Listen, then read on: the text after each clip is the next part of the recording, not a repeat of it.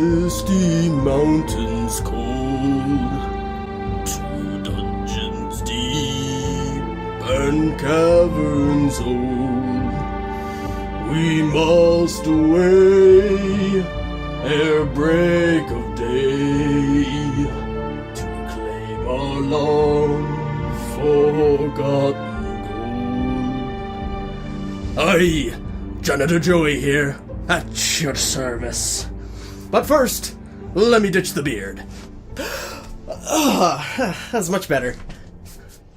Now, you're probably familiar with a bookworm, a person who's such an avid reader that they literally eat their way through books. Well, me personally, I'm more what you'd call a book sloth. This is a book recommendation show where I give my final thoughts and verdict on books that I've dropped over the years for one reason or another. And to kick things off, let me tell you my experience with J.R.R. Tolkien's first foray into the world of Middle-earth with The Hobbit.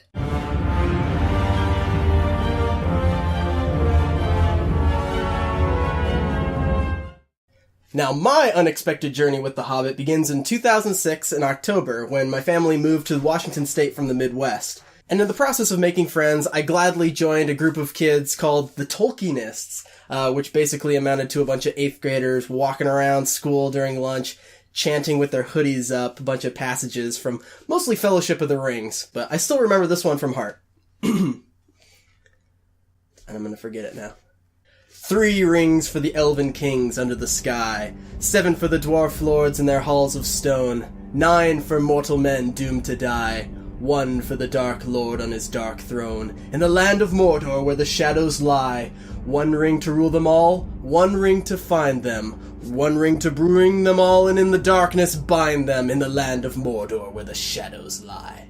So 8 or 9 of us would walk around school during lunchtime, chanting that passage over and over again. Sometimes we'd mix a little The Road Goes Ever On and On, but mostly just to disrupt whatever sport ball was going on and just kind of see what reactions we would get. Now, some of you would probably be saying to yourself, ew, that's the creepiest thing I've ever heard, while some of you also might be thinking, wow, that's the nerdiest thing I've ever heard of. To both of you, I'd say, you're absolutely correct.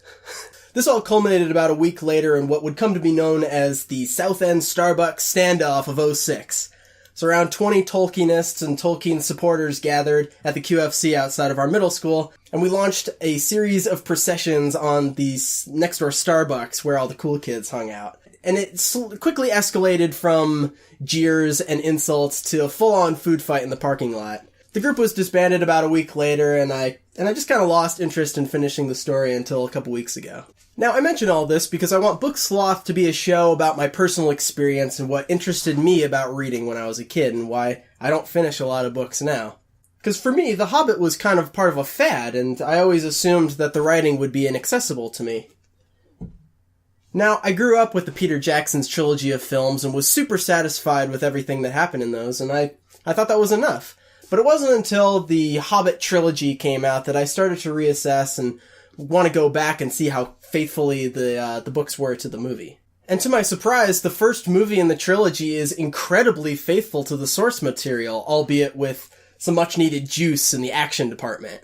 The book is a much quainter fare in just about every way, but as a prequel follow-up to the Lord of the Rings trilogy, it keeps all the important stuff intact and tells a much more compelling version of the story for modern audiences. Now, that can't exactly be said for the rest of the trilogy, what with the shoehorned-in romance subplots, the unnecessary or distracting cameos, the overly complex action sequences, and that horrendously long, drawn-out finale to the second movie where the dwarves are creating this giant gold statue to melt onto Smaug, and it does nothing but make a big action scene cliffhanger to the second movie.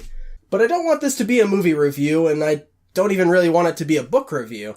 I just wanted to paint a picture of how the movies have influenced my opinion and for the look and feel of how Middle-earth is and what to expect going into this book. As I was reading, it was really easy to conceptualize the scenes and even anticipate what the characters were going to say ahead of time because the movies captured it so well. But that's not to say that Tolkien doesn't do a good job of adding a lot of visual detail and variety. The narrator of The Hobbit is pretty much his own character and is very winky to the audience, but I was kind of turned off. Oh, okay. I was kind of turned off by the fourth wall breaking where the narrator would say something like, in the next chapter, or this is how this happens. I understand that the book was originally written in an oral tradition for his children, but it comes at the expense of a lot of the tension in the scenes. And let me tell you, Tolkien's idea of good tension is just really long scenes of anticipation. There's so much effort put into describing how long things take and characters waiting around. In that way, it does a pretty good job of conveying this year-long, arduous journey for these dwarves, but it doesn't really lend itself well to the faster pace of the films. This fantasy story is really rooted in, a sort of medieval realism of how long things take to happen in travel time and everything, which probably was really snappy and energetic for audiences of 1937, but for me, after watching the films, I think the movies did a much better job of condensing the important stuff while keeping a lot of that tension intact. Although I still think Jackson could have finished the movie in 2 films instead of 3. I was also surprised to find that the writing and the language wasn't too difficult to parse for a modern audience. There were a couple of instances of words like Addercop and Tom Nondy being used as great insults to the spiders of Mirkwood Forest, but other than that, it read pretty well, even better than a lot of contemporary books I had to read in school. Now, the last thing I'll say about Tolkien's writing style is he was not concerned with detailing the battles in any sort of meaningful capacity. Pretty much every single skirmish that Bilbo is involved in, he's either hiding or conveniently knocked out or running away.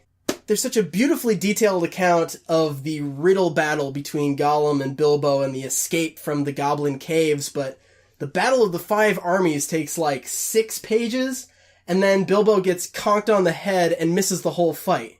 But thankfully, Tolkien went out of his way to describe how terrible the fight was, the worst Bilbo had ever seen.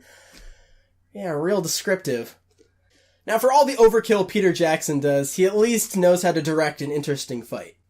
And that's The Hobbit. It's a pretty interesting read that's really easy to recommend. It's got a lot of great characters, but I think the film goes out of its way to make the characters, especially the dwarves, a lot more interesting and personable, where here they're just more comic relief and treated as a big group of characters instead of individuals. As an introductory look at the world of Middle-earth, this book has got a lot of interesting highlight moments, and a very typical hero's journey quest, and just a very fun read, especially for fans of the series. But just be sure to temper your expectations if you've seen the films, because The Hobbit goes along at a crawling pace sometimes, but once I got over that, I was more easily able to enjoy the sights and sounds that were being painted, and that went a long way.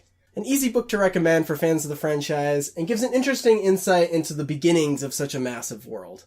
But wait, we're not done yet! We've gotten to the most important part of any Book Sloth review, judging the book by its cover. I can't tell you how many books I've dropped over the years because it was too bulky to hold or just didn't grab my attention. It's the book's cover that grabs my attention and gives it a shot in the first place, and it's the size, paperback, hardcover, cover art, text size, and font that keeps me invested and makes me finish these books. And there's no doubt in my mind that the only big series I've actually finished are the Harry Potter books and the series of Unfortunate Event books, because they've got great cover art and illustrations in between the chapters despite being these bulky hardcover books. So here we are. This is the 1965 Ballantine fantasy print of The Hobbit as part of a 4-book set. My copy is the 16th printing from 1976. First of all, look how hideous this box set is. The book spines look pretty good with the classic font, but this gaudy gold leaf with these weird crests, I guess? These are the most obscure lore-related devices of the First Age of Middle-earth, and definitely never mentioned in The Hobbit. But ignoring that, these books all have a similar design, and The Hobbit is described as an enchanting prelude to The Lord of the Rings, which I think is appropriate. We've got this very 60s-looking watercolor cover art of Bilbo and the dwarves riding in on the barrels down to Lake Town. Now, that's a pretty iconic scene and captures the mellow attitude of the story more than Smaug sitting on a pile of gold, breathing fire menacingly like a lot of other publications do. It would honestly get negative points for false advertising in those cases. And surprisingly enough, this cover is the most dynamic of any of the books in this collection. Fellowship's got Hobbiton here, which I guess is okay, but there are also some Hobbit prints with Bilbo's house as the cover, but I like the barrels a lot more. Two Towers has this cool dark beach forest, which I have to assume is Fangorn, where the Ents live outside of Isengard. Again, no people or creatures in this one, and I really would have liked to see an Ent, because they're some of my favorite creatures in the series. But last, and certainly least, is old Return of the King here, with just a boring half of a wall. Now take a wild guess what that's a picture of. I'm like, Minas Tirith? Cirith Ungol, maybe? No, it's freaking Barad-dûr. You know, the iconic spire where the Eye of Sauron looks over Mordor? Yeah, what a crappy interpretation. I realize just how crazy I must sound to the uninitiated, but take my word for it, this is a crappy cover. But I'm getting off topic. We're here to rate The Hobbit. And as I said, a pretty appropriate cover for this story. It's calming and quaint and iconic. The classic font is present, and we even get a nice jovial photo of Tolkien taken here in 1973, the year that he died. The book is slightly smaller than a standard paperback at 7 by 4.5 inches, which I actually liked a lot. The font is still pretty tiny, but I felt like I was able to knock out pages at a faster rate than usual, and that goes a long way in the mental struggle for me to finish these books. It's obviously still an old print, but held up pretty well. It's a nice smooth texture, and the yellowed pages weren't too distracting. So overall, The Hobbit gets a very middle-of-the-road 3 out of 5 stars. It doesn't really wow me with an interesting cover or offer an interesting book feel, but it doesn't oversell itself or feel bogged down with a lot of quotes and reviews of praise like it totally could have. So approximately from the first day I ever picked up this book, it took me just under 11 years to finish, so the official Book Sloth reading rate for The Hobbit is 1 page every 13.5 days. And that about wraps up the first episode of Book Sloth. Make sure to let me know what you think of the show, and if you've read The Hobbit, what did you think of it?